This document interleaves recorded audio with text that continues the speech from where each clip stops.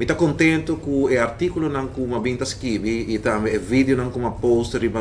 Facebook di Marco Berlis Official. All'anta è topico a trove un tiki foi sogno. Mi porrà nota che il signor Franz Ponson di commerciante na uni a Sali, anto a Papia, arriva articolo nan aki e aduna alcune rimarche nan di preoccupazione. Un di preoccupazione nan aki è tempo che está explicando que comerciante não também tem mester passina pone na mesma altura sua preocupação está com a lei não também queda claro no tempo não também satur e conteúdo etc.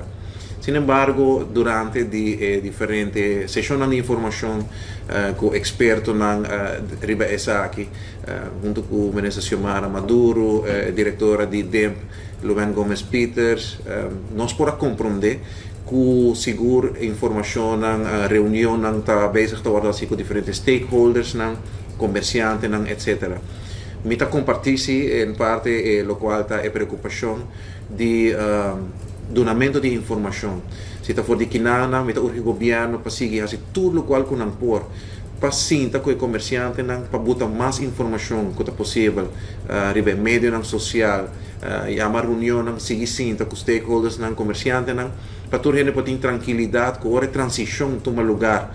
onde o BBO aan de grens aqui vai em vigor não sabe exatamente o que passa com paciele e não onde paciele te quer dizer onde coisa de mais importante nem mesmo em diferentes ocasiões vamos ver diferentes caminhos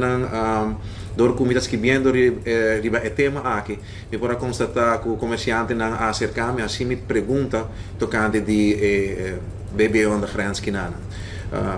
que está válido e me pode dar uma informação. Pensei que é importante também é hecho que está 13 ponto nang dilante e para pueblo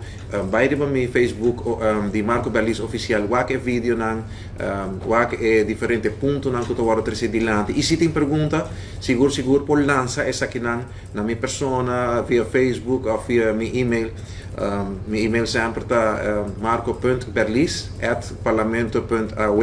e assim aí vou ter mais informação também sobre o qual está BBO na grens. Segundo me tem de 2 pontos, sim, de 2 pontos que o senhor Franz Ponson a 13 e a papia tocante de comerciante não chiquito.